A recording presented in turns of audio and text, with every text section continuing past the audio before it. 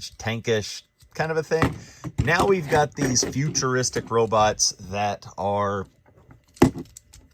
I mean, that looks like a car that could happen in today's time. So back then it looked like a futuristic car, to where for me this one did not look very futuristic. So let's take that out of there. Lightspeed is my he's my second favorite of the Technobots. So always loved him. The detail on the car is very nice. Just 2 colors is all you need with some tires. You get this red, which is kind of around the Technobots, which again, as we talked about in the last video, this one only has this little kibble bit of it. And this, I do think this one would have looked better in this color, but I know you've got to kind of set off the stuff anyway. I digress with it.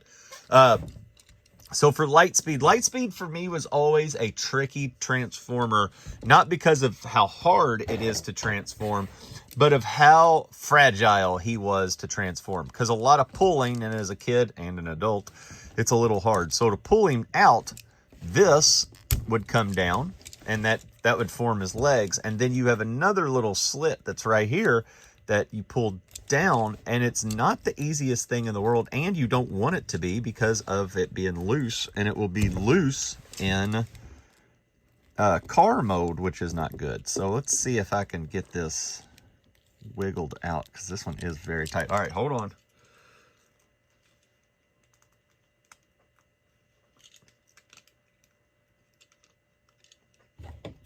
I've got to get it started. There we go. All right, I think we got it. Maybe.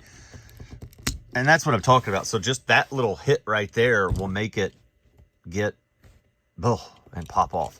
So there, that's easy enough. The arms just fold down because there's his hands. That's where his guns and blasters, his also blasters would happen in this hole right here. And there is a little peg. I don't know if that camera is going to pick that little peg up right there. That also goes into the hole to where the wheels could hang. This is the piece for him to be an arm if he needed to be. Again, tight as all get out.